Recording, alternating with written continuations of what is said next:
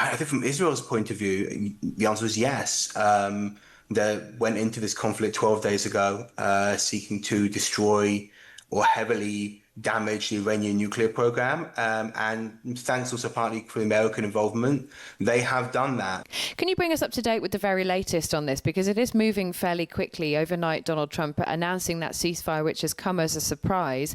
Are we certain now that this ceasefire is in action? Yes, both sides are saying that there is a ceasefire in effect. Trump was a little bit confused at some point, it seems overnight, suggested there would be a 12-hour period where Iran was ceasing fire, but Israel could keep going for another 12 hours. I don't think that's going to be the case as it stands. And it doesn't look like Israel is currently poised to respond to the Iranian missiles this morning, including one that killed 4 people directed on a building in Beersheba. So it looks right now like we have a ceasefire. And so is this mission accomplished then? Is this the end of the conflict between those two countries? What is the next step here?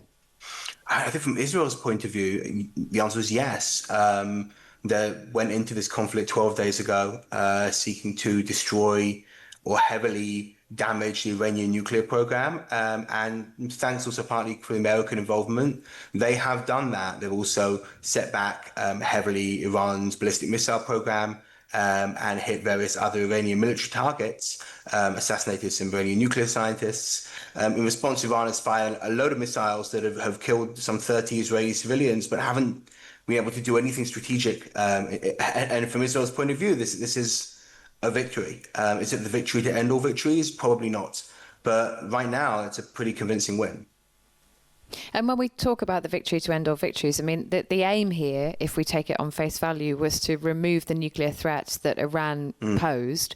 We do know that Iran still has that enriched uranium.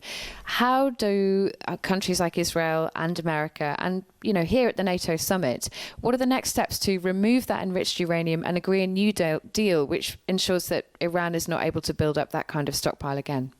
Well, this is a big question. Firstly, where's the uranium? We don't know officially. US intelligence is kind of briefing it was probably in the Fordo site, which they hit with those bunker-busting bombs. We don't know that for sure, and we don't know how buried it is. Maybe it's recoverable by the Iranians, maybe by somebody else.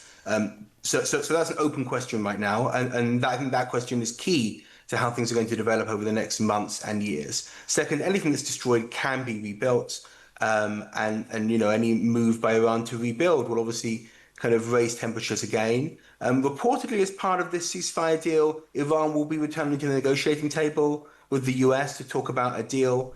Whether they're more flexible in their positions, it's not clear to me that they will be. So it's possible, yes, that in a couple of years, we'll be back in a similar situation. But this was always built into the question of any nuclear strikes on Iran. Everyone understood that you can't destroy Iran's wish to build a nuclear weapon or its ability to do so. It was always about setting back and delaying. Yeah, it's a really important and interesting question, and one we will pick up here at the NATO summit over the next couple of days. Arieh, thank you for your time this morning. Thank you. That's Arieh Kovler there, Israeli political commentator. And it's a big moment that Israel, we kind of knew that Israel were going to accept it, didn't we, Kate? Because there's no way Trump would have gone this far without Israel. But it is a symmetrical moment that Iran have accepted it. They're saying to their people, Trump begged for it. Israel is saying, we've got more or less what we wanted. And Trump said this is a potential for a sustainable peace. Now, he always says that. He always says the world is going to be fine. But it is a massive moment that he has brought about. We can't get past that, can we? This comes from the actions that he decided to take. And it was really, really carefully choreographed.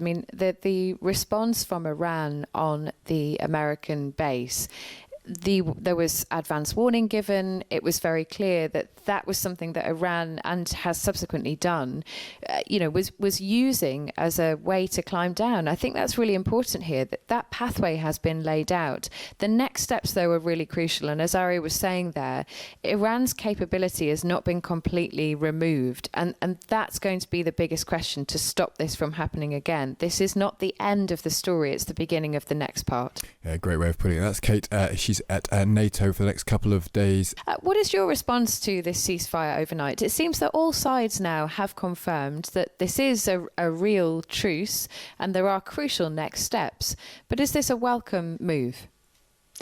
I think it depends which part of the Iranian society you're talking to. There was a really mixed feeling about this war that has started, which even the oppositions, they were quite divided between, peacekeeping and asking for peace, but at the same time, there were some fractions in the opposition that were thinking this is going to end in a regime change. It's going to have a transitional power, and we actually heard the Pahlavi, Reza Pahlavi, the former Shah of Iran's son, yesterday came out just before the ceasefire and talking about transitional government and the work he's putting in place. So suddenly hearing that there is a peace and Trump announcing it on his Truth account, that made a lot of confusion.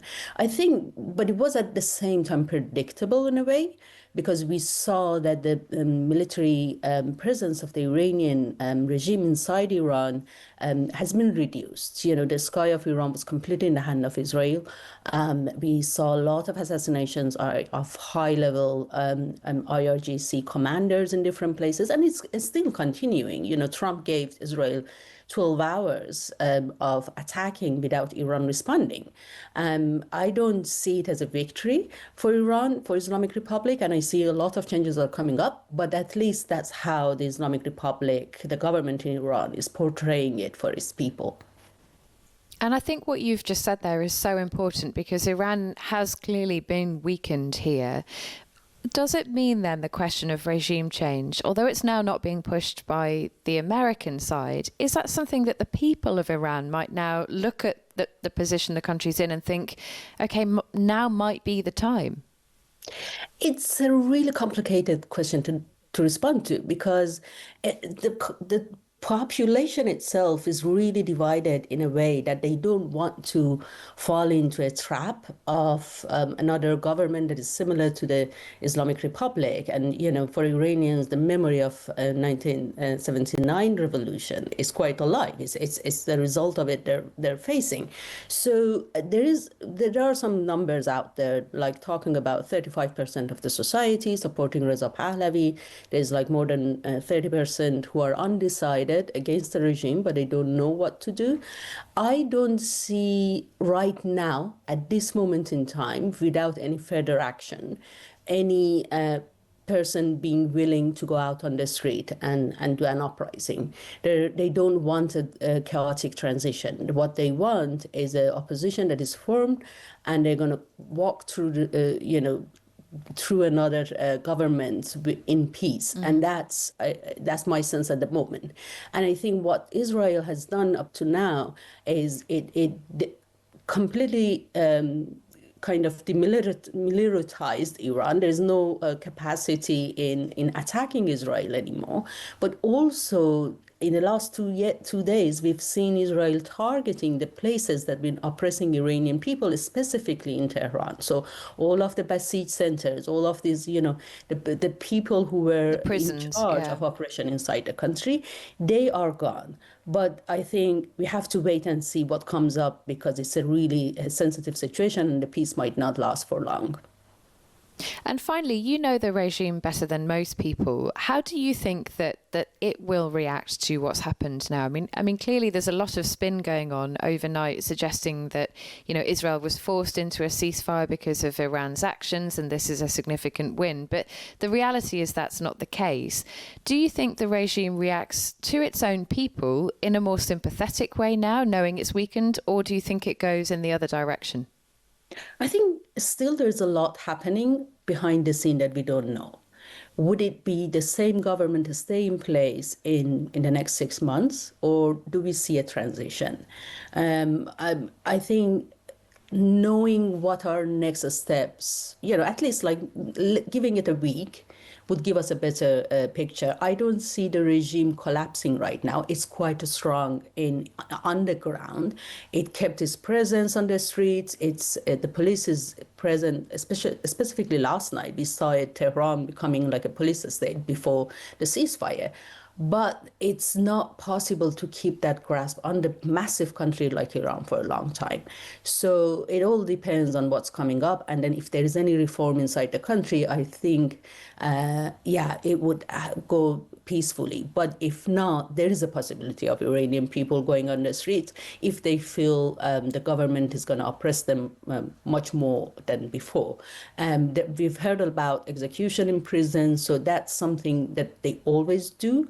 But in the last 12 hours, we haven't seen much of that, or we haven't heard any news. So it's a really sensitive time in the next week to see which direction this development is going to go towards.